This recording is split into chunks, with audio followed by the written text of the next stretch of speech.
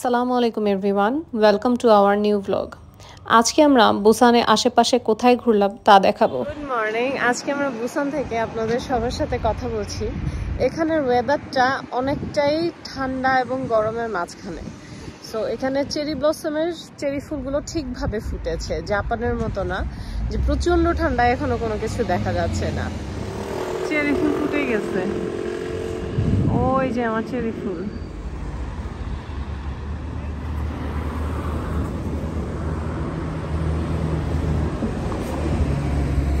আমরা চলে এসেছি গ্যামচিয়ন ভিলেজে। অনেক কালারফুল ভিলেজ দেখা যাচ্ছে সামনে। আর এই ভিলেজটা হচ্ছে বুসানের one of the oldest village, যারা হচ্ছে নিজেদেরকে পাহাড়ের উপরে রাখতো এবং নিচে হচ্ছে খুব কম আসতো শহরের মাঝখানে। গ্যামচিয়ং শহরটা পাহাড়ের ওপরে অবস্থিত, আর তাই লেয়ারে লেয়ারে এর রাস্তা গিয়েছে। এইসব লেয়ারের মাঝখান দিয়ে কালারফুল বিল্ডিংসগুলো দেখা যায়। আর এরই মাঝে রয়েছে বিভিন্ন ধরনের ডেকোরেটিভ বসার জায়গা, যা ট্যুরিস্টদের জন্য অনেক অ্যাট্রাকটিভ করে তোলে। বুসান স্টেশন থেকে গ্যামচিয়ন ভিলেজে আসার ডিরেক্ট বাস আছে, আর আমরা এই ভিলেজের নিচ পর্যন্ত এসে এরপর লেয়ারে লেয়ারে হেঁটে ওপরে উঠেছি। তার কারণ হচ্ছে হেঁটে ওঠার সময় চারিদিকের অ্যাট্রাকশনসগুলো দেখা যায়, কিন্তু আমরা যদি বাসে ট্রাভেল করতে চাই সেটাও ট্রাভেল করা যাবে। গ্যামচিয়ং ভিলেজের এই কালারফুল ভিউয়ের কারণে এর দুটো নিকনাম আছে। একটা হচ্ছে কোরিয়া সান্তুরিনি, আর আরেকটা হচ্ছে মাচু পিচু অফ বুসান। এখানে বিউটিফুল ল্যান্ডস্কেপের কারণে এই মাচু পিচু নামটা দেয়া হয়েছে এদেরকে, কিন্তু এখানে খুব পেইনফুল হিস্ট্রি আছে, যেটার কারণেই গ্যামচিয়ন ভিলেজটা অনেক ফেমাস। সেটা হচ্ছে কোরিয়ান ওয়ারের সময়, যখন কিনা নর্থ কোরিয়া এবং সাউথ কোরিয়ার মাঝখানে ওয়ার চলছিল, তখন যার সব থেকে গরিব মানুষ এবং পোর্টে কাজ করে খায় দিনমজুর টাইপের, তারা এসে পাহাড়ের ওপরে এখানে শহর বেঁধেছিল। এবং এর পরবর্তীতে 2009-এ এসে স্টুডেন্টস, তারপর আর্টিস্ট, এরা এই সব ভিলেজটাকে একটা কালারফুল থিমে কনভার্ট করে, এবং যার কারণে পরবর্তীতে এটা ট্যুরিস্টদের মেইন অ্যাট্রাকশনসে পরিণত হয় বুসানে।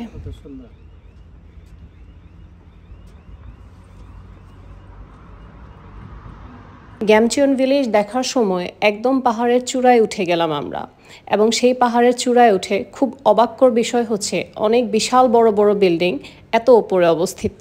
এটা প্রায় 101 তলা বিল্ডিং, আর এরই সাথে আছে বিভিন্ন ধরনের কলোনি, স্কুল, মন্দির, প্লেগ্রাউন্ড এবং কার পার্কিং স্টেশন।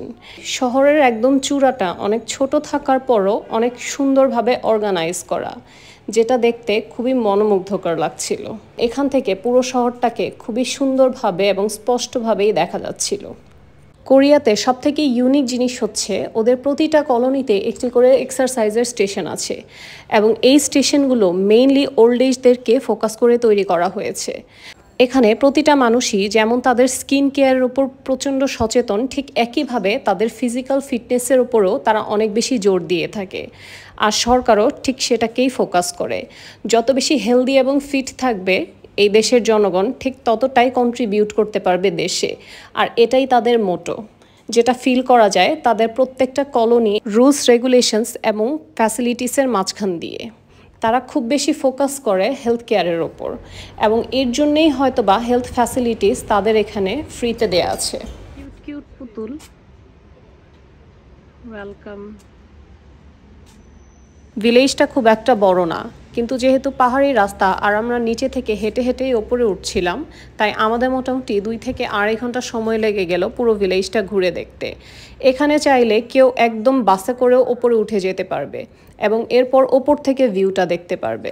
এখন আমরা পুরো ভিলেজটা ঘুরে দেখা শেষ করে নিচে নেমে যাচ্ছি। এরপর আমরা আমাদের যাব পরবর্তী ডেস্টিনেশনে। আমরা এখন বাসে করে সমুদ্র বিচ যাচ্ছি।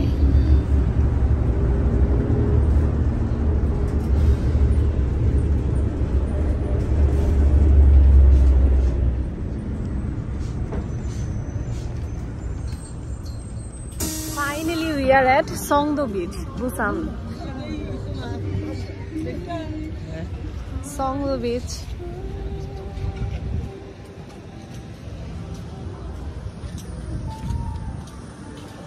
আমরা গ্যামচিয়ন ভিলেজ থেকে অ্যারাউন্ড 5 মিনিটসের মতো হেঁটে অ্যামি এলিমেন্টারি স্কুল স্টেশন থেকে সিটি বাস নিয়ে নিলাম সংদো বিচে আসার জন্য। আর এখানে আসতে আমাদের অ্যারাউন্ড 40 মিনিটসের মতো সময় লাগলো। তবে আমি বলবো যারাই এই রুটে আসবে তারা যেন অবশ্যই হাতে সময় নিয়ে আসে, কারণ এখানে অনেক কিছু দেখার আছে যা আমরা আগে উপলব্ধি করিনি। এখানে আছে সংদো স্কাই ওয়াক, আমনাম পার্ক, সংদো কেবল কার, যা কিনা 2.5 আওয়ার টাইম লাগে পুরোটা ঘুরে আসতে। আপনাদেরকে বলে রাখি, বুসানে বা কোরিয়াতে ট্রাভেল করার প্রসেস হচ্ছে অনেকগুলো। তার মধ্যে মেট্রো এবং সাবওয়েটা হচ্ছে সবচেয়ে easiest way, and then third হচ্ছে আপনার সিটি সার্ভিস বাস। যেটা মেট্রো সেটা হচ্ছে বেসিক্যালি মাটির নিচ দিয়ে যেই ট্রেনটা চলাফেরা করে সেটাকে বলা হয় মেট্রো, আর যেটি মাটির উপরে দিয়ে চলাফেরা করে সেটা হচ্ছে সাবওয়ে বলে ওরা। আর এরপর হচ্ছে সিটি সার্ভিস বাস, সেটার নাম্বারগুলো বাহিরে এবং চারিদিকে লেখা থাকে এবং যেটাতে চিনতে খুব সুবিধা হয়। এবং বাসের সিটি সার্ভিসেও ম্যাপ থাকে এবং বিভিন্ন ধরনের কালার দিয়ে সেটাকে মেনশন করা থাকে। আরেকটা জিনিস হচ্ছে যে ওদের ওয়াইফাই বা হচ্ছে ইন্টারনেট সার্ভিসটা খুবই ভালো। কেউ যদি চায় এসব কান্ট্রিতে কেউ না সিম কিনেও তারা চলাফেরা করতে পারবে, বিকজ আপনি যখনই কোনো মেট্রো স্টেশনের কাছাকাছি যাবেন অথবা কোনো বাসের কাছাকাছি যাবেন, বাসেরও পাবলিক বাসের ফ্রি ওয়াইফাই থাকে এবং মেট্রো স্টেশনেরও ফ্রি ওয়াইফাই থাকে, রেল স্টেশনগুলোতেও ফ্রি ওয়াইফাই থাকে, এবং কিছু দূর পর পরই কোনো না কোনো বাস স্টপ অথবা কোনো না কোনো স্টেশন আছে। সো একটু কাছাকাছি গেলেই আপনি ওয়াইফাই পেয়ে যাবেন এবং তার থ্রুতে আপনি কমিউনিকেট করতে পারবেন বা যে কোনো ধরনের ইনফরমেশন নিতে পারবেন যেটা দরকার।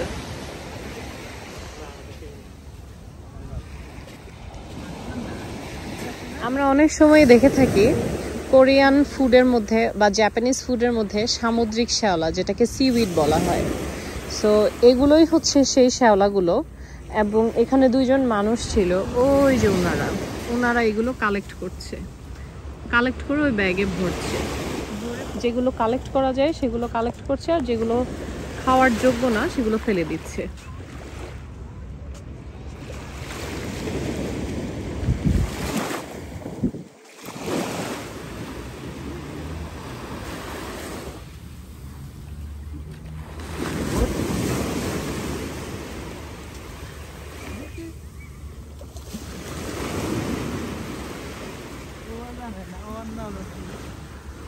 আম্মু আব্বু সামুদ্রিক শ্যাওলা খুঁটা ট্রাই করতেছে ওদের মতো করে।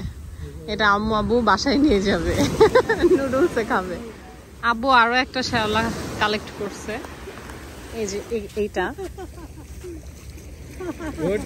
এটা হচ্ছে রিয়েল শ্যাওলা যেটাকে খাওয়া হয়।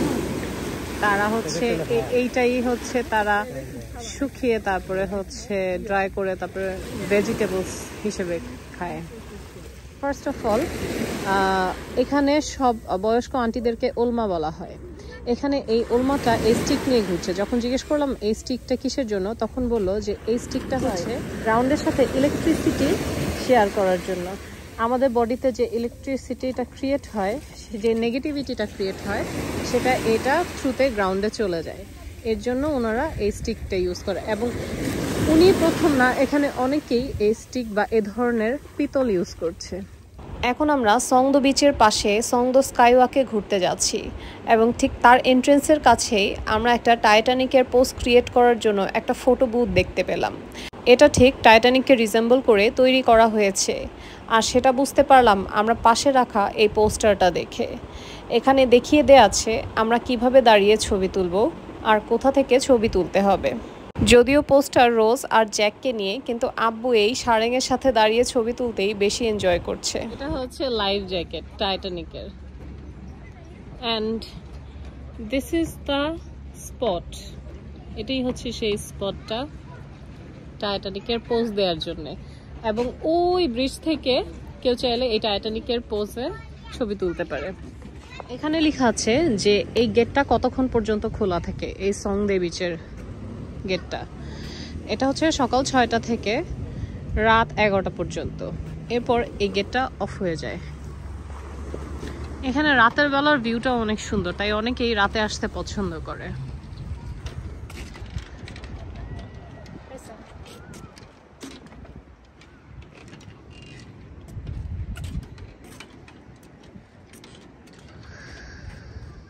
এখানে আমরা বুসান ক্রুজের ইন্টারনেট পেয়ে গেলাম। সো এখানেও ওয়াইফাই এর ঝামেলা নেই। মানে টাইম টু টাইম আপনার এই জিনিসটা চেক করতে হবে যে কোথায় কোথায় নেট আছে। প্রায় জায়গাতেই ওদের ফ্রি ওয়াইফাই থাকে এবং এনিওয়ান ক্যান ইউজ দ্যাট। হ্যাঁ বলো। আবু মিলায় দেওয়ার ট্রাই করতেছে মারমেইডদেরকে।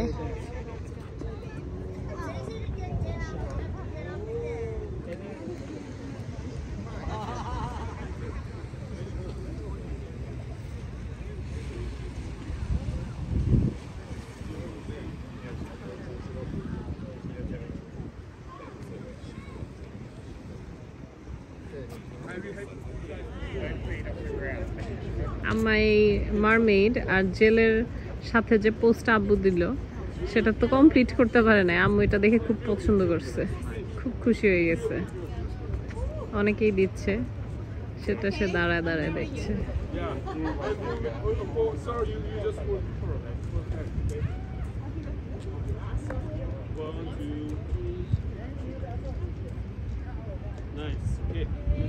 আমরা এখন চলে এসেছি কেবল কারের টিকিট কাটার জন্য। এখানে টিকিট প্রাইস হচ্ছে অ্যাডাল্টের জন্য ওয়ান ওয়ে 13,000 ওয়ান এবং বোথ ওয়ে 17,000 ওয়ান। আমরা কেবল কারের টিকিটটা কেটে ফেললাম ফর 3 পিপল, 17,000 ওয়ান করে পার পারসন। এখানে যেটা নিচে গ্লাস আছে কেবল কারের মাঝখানে, সেই ফুল গ্লাসটা, সেটার প্রাইসটা হচ্ছে 22,000 ওয়ান পার পারসন অ্যাডাল্ট।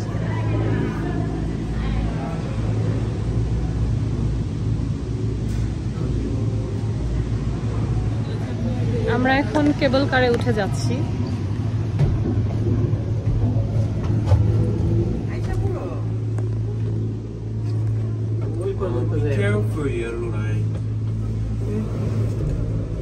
ওই লাইনের সাথে বি কেয়ারফুল, ওই ইয়েলো লাইনের ওই পারে যাবে না।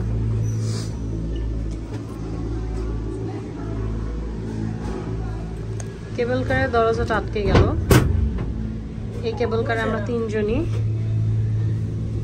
এটা পুরোটা গ্লাসের এবং পানির উপর দিয়ে যাবে।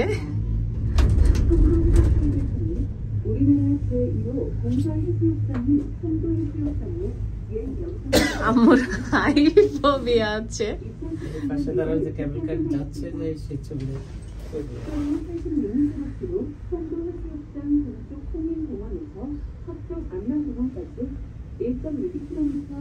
এটা হচ্ছে কেবল কার। আমরা এখন আছি কেবল কারের মধ্যে। এখানের এক্সপেরিয়েন্সটা অসাধারণ, কারণ নিচে সমুদ্র, পাশে পাহাড়, আর এর মাঝখান দিয়ে আমরা যাচ্ছি এতটা উঁচায়। এখানে দেখিয়ে দিই, this is the view from cable car. এত অসাধারণ একটা ভিউ। আমি এতটুকু বলবো যে যারা এই সমুদ্র বিচে আসবে তার জন্য অবশ্যই কেবল কারে ওঠে। এটা আমরা রাউন্ড ট্রিপ নিয়েছি, যেতে 10 মিনিট লাগবে এবং ব্যাক করতে আবার 10 মিনিট লাগবে। কেবল কারের রাইডটা 10 মিনিটের হলেও আমাদের জানা ছিল না যে আনমান পার্কটা রাইডের ঠিক অপোজিট সাইডে। তার মানে আনমান পার্কে যেতে হলে এই রাইডে করে ওয়ান ওয়ে গিয়ে সেখানে সময় কাটিয়ে 2 থেকে 2.5 ঘন্টার মতো, এরপর আবার ফেরত আসতে হবে সেম রাইডটাতে করে। আর এটাই হচ্ছে রিটার্ন টিকেটের ফ্যাসিলিটিস। তবে আমি এতটুকু বলবো যে আনমাং পার্কটা বিশাল বড় এবং অনেক সুন্দর দেখতে, স্পেশালি ফর চিলড্রেন। সেখানে সায়েন্টিফিক্যালি অনেক কিছু মনুমেন্টও দেয়া আছে এবং তার পাশাপাশি ন্যাচারাল ভিউও। অনেকটাই আমার কাছে পাহাড়ের ওপার থেকে রাঙামাটির ভিউয়ের মতো লেগেছে আমাদের দেশের। এর পাশাপাশি আরও অনেক ধরনের অ্যাডাল্টদের জন্য রাইডস তো আছেই সেখানে। এই রাইডে থাকাকালীন অবস্থাতেও আমাদের ধারণা নেই যে রাইডের ওপারে এত কিছু আছে দেখার মতো। যদি জানতাম তাহলে হাতে আরও অনেক বেশি সময় নিয়ে আসতাম। এখন অলরেডি বাজে 6:30, আর ওখানে পৌঁছাতে আমাদের মোটামুটি সন্ধ্যা হয়ে গিয়েছে। আর ওখানে গিয়ে দেখার মতো এত কিছু দেখে আমরা ভাবলাম আরও অনেকটা সময় হাতে নিয়ে আসা দরকার ছিল। আমাদের মতো আপনারা যারা এখানে ঘুরতে আসবেন তারা অবশ্যই হাতে অনেকটা সময় নিয়ে আসবেন, তা না হয় অনেক কিছুই মিস করে যাওয়ার সম্ভাবনা থাকবে। এটাই হচ্ছে কেবল কারের অপোজিট সাইড। আর এখানে এসেই নামলাম আমরা, আর প্রথমবারের মতো জানতে পারলাম যে এখানে দেখার মতো অনেক কিছু আছে, আর সাথে আছে অনেকগুলো রেস্টুরেন্টও।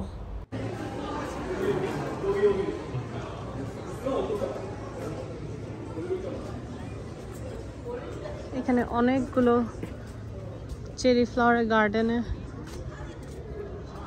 চেরি ফুল ফুটেছে।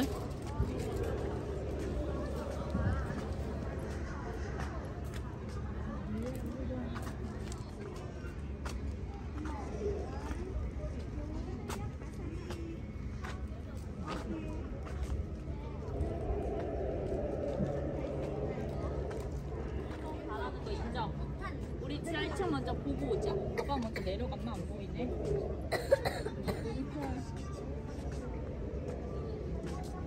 এই পাশে এটা একটা পার্কের মতো। 너 공룡 찍 공룡 나오면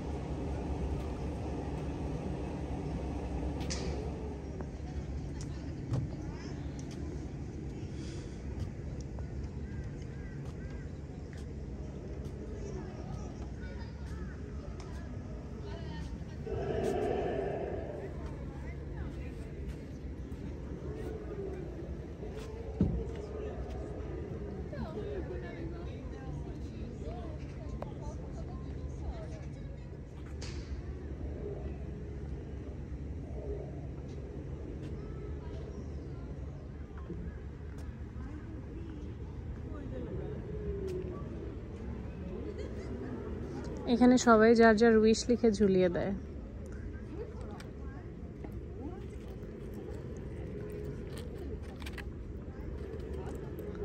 এখানে এখনো কয়েকটা পাতা খালি আছে, যারা উইশ লিখতে চায় তারা যেন এখানে লিখে ঝুলিয়ে দেয়। আব্বু এখানে দোলনা খেলছে।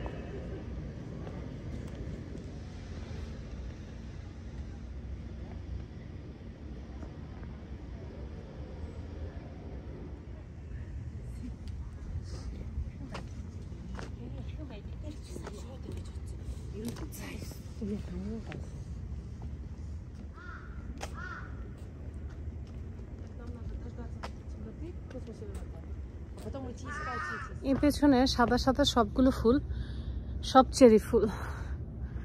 সামনে আরো আছে। চেরি ফুলের কালারটা হচ্ছে একদম লাইট পিঙ্কিশ। সাদারও একটা শেড আসে, পিঙ্কেরও একটা শেড আসে।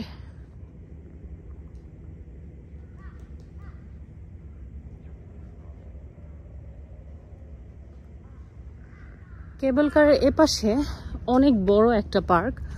আমরা যখন এদিকে আসি তখন আমাদেরকে বলে দিয়েছিল যে কেবল কারে এক পাশ থেকে আরেক পাশে যেতে 10 মিনিটসের মতো টাইম লাগে এবং আরেক পাশ থেকে আবার ফেরত যেতে 10 মিনিটসের মতো টাইম লাগে। তো আমরা সেই চিন্তা করে এসেছিলাম যে আমরা 20 মিনিটসের মধ্যে কাভার দিব, বিকজ এখান থেকে আমাদের দৌড়ে একটা মসজিদে যাওয়ার কথা ছিল, যেখানে গিয়ে আমাদের ইফতার করার কথা ছিল। কিন্তু আসলে মনে হচ্ছে না সেটা হবে, কারণ এপাশে ভেতরে যে একটা পার্ক আছে সেটা সম্পর্কে আমরা জানতাম না, এবং পার্কটা অনেক বেশি সুন্দর আর অনেক বড়। সো যারা এখানে আসবেন তারা অবশ্যই হাতে 2 থেকে 2.5 ঘন্টা সময় নিয়ে আসবেন।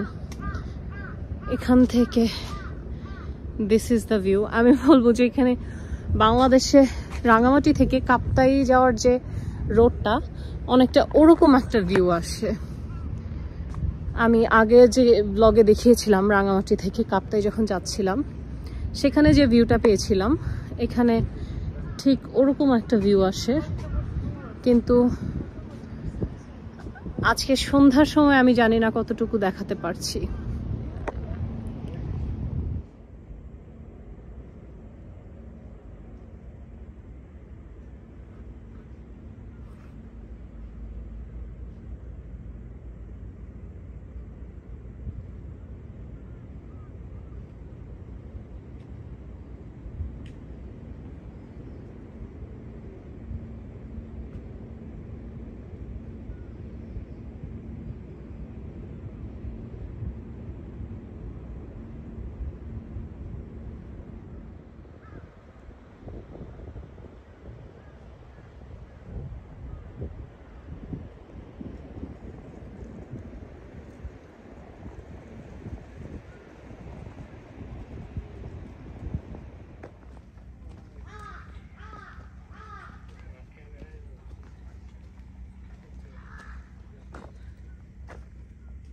সন্ধ্যা হয়ে গেছে, এই পার্কের ভেতরে আসছিলাম, ভেতর থেকে ব্যাক করতে অলমোস্ট সবাই চলে গেছে, শুধু আমি আম্মু আব্বু আছি।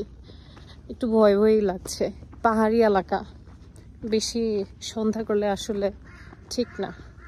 এটা অনেক খাড়া একটা পাহাড়, এখান থেকে খুব আস্তে আস্তে নামতে হবে। ওঠার সময় তো বুঝিনি, বাট নামার সময় বোঝা যাচ্ছে বারবার পা স্লিপ কেটে যাচ্ছে।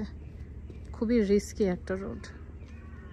আমাদের ইফতারের সময় হয়ে গেছে, তাই হচ্ছে আব্বু পানি হাতে নিছে। আর এরকম ঢালু পাহাড়, ওখানে কিছু রেস্টুরেন্ট আছে, আব্বু বললো যে হচ্ছে রেস্টুরেন্টে গিয়েই খাবে।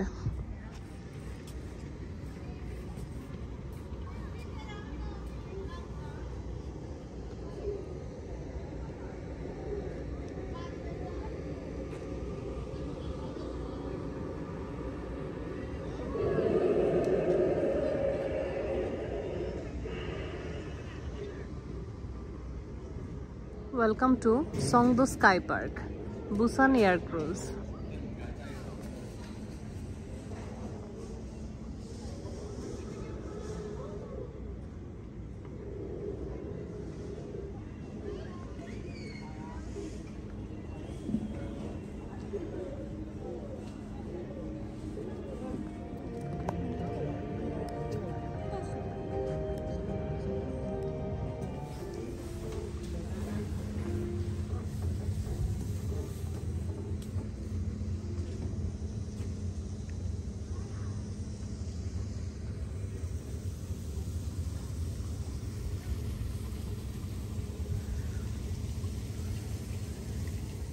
আমরা মনে হয় বুসানের সবচেয়ে উপরের চূড়ায় চলে আসছি। এখান থেকে আশেপাশে শুধু সমুদ্র দেখা যাচ্ছে। রাতের বেলা সমুদ্রটা অনেক সুন্দর হয়।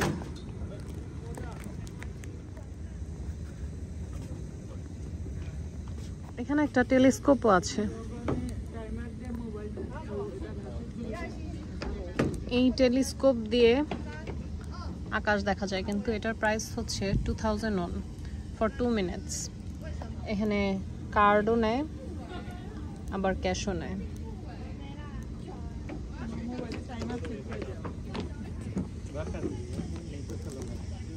স্কাই টাওয়ারের একটা বিল্ডিং আছে, সে বিল্ডিং দিয়ে লিফটে 4 তলায় উঠে আসছি। আর এরপর হচ্ছে এখান থেকে পুরোটা সমুদ্র দেখা যাচ্ছে। যদিও সন্ধ্যা হয়ে গিয়েছে, এর জন্য আসলে প্রপারলি বোঝা যাচ্ছে না, কিন্তু এখান থেকে ভিউটা অনেক অসাধারণ, খালি চোখে বেশি সুন্দর লাগে আমি বলবো।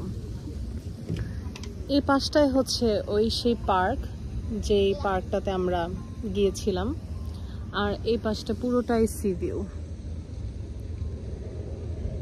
প্রত্যেকটা জাহাজ, দূর থেকে ছোট ছোট জাহাজ, সেগুলো দেখা যাচ্ছে। এই 4 তলায় অনেকগুলো ছবি তোলার স্পট আছে, অনেক ধরনের। এটা একটা স্পট, এইটা একটা স্পট, ওদিকে স্টার লেখা অনেকগুলো স্পট। তারপর আরো কিছু তো আছে। এখানে একজন ড্র করছে, সাথে একটা গাছ, সবগুলোই এক একটা স্পট।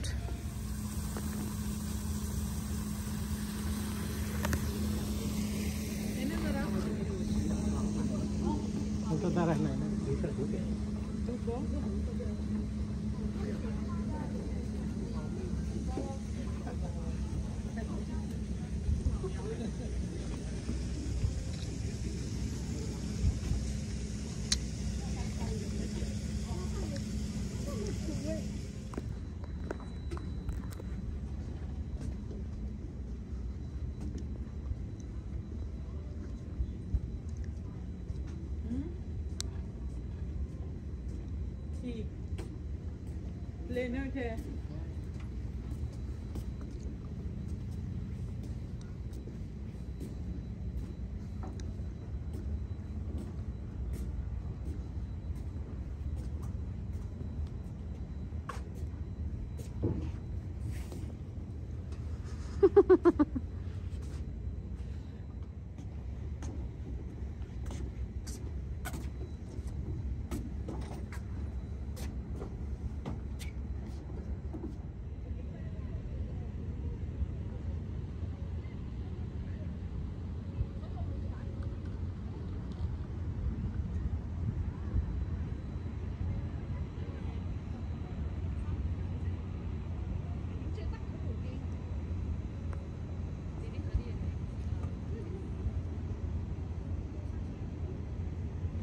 আমরা এখন রিটার্নের জন্য আবার রওনা করেছি। এখন আমরা রিটার্নের সময় আবার কেবল কারে উঠবো। আপনাদেরকে দেখিয়ে দিই, এই যে এগুলো হচ্ছে কেবল কার, নিচের গুলা গ্লাস। আমরা যেটা উঠবো সেটার হচ্ছে নিচে ফ্লোর আছে, কারণ আম্মুর হাইট খুবই আছে, এমনিতেই এত উঁচায় উঠতেই চায়নি, তারপরও হচ্ছে আমাদের জন্য উঠেছে আর কি।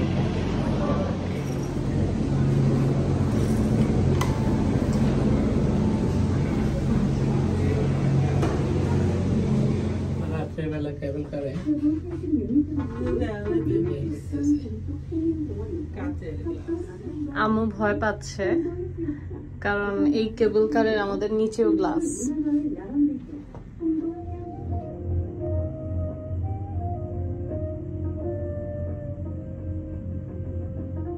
আম্মু ভয়ে আমার উপর খুব বিরক্ত। আব্বু খুব এনজয় করতেছে, তাই না আব্বু? আসলে এনজয় করছে।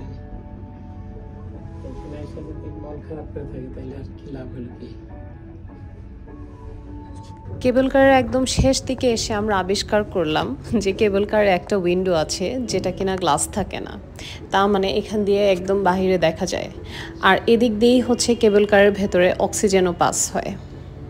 ইফতারিটা আমরা আমাদের হোটেলে ফিরেই করলাম। হোটেলে ফিরে তাড়াতাড়ি করে চাউমিন রেডি করলাম, আর এই যে এটা হচ্ছে আমার আম্মুর, আর এটা হচ্ছে আমরা এখন ইফতারে তো অনেক ব্যস্ত, পরে কথা হবে। ইফতারের পর আমরা আবার একটু বের হয়ে গেলাম আমাদের হোটেলের আশেপাশে ঘুরতে, আর এরই মাঝে দেখে নিলাম আরও কিছু চেরি ফুল যা আমরা জাপান থেকে দেখা ট্রাই করছি। রাতের বেলার সেহরির টাইম চলে আসছি, তাই হোটেলের ডাইনিংয়ে এসে এখানে ওটস গরম করে দুধ দিয়ে খাচ্ছি। এখানের ওনারটা খুবই ভালো, ভেরি কোঅপারেটিভ, বলতে গেলে 24/7 উনি অ্যাভেলেবল থাকে। এবং আসার পর যখন দেখলো যে আমরা হচ্ছে সেহরি করব, উনি তাড়াতাড়ি করে খাবারের কথা বললো যে এটা খেতে পারো, সেটা খেতে পারো, ওটস খেতে পারো, ইটস ভেরি গুড। ওরা ওদের ব্রাউন রাইসটা বের করে দিল যে রাইসও আছে, you can have it also. So ওনারটা খুবই ভালো। I would highly recommend this hotel, including the location and also about the behavior of this owner. Really good. আজকের মতো এই পর্যন্তই। Thanks for watching.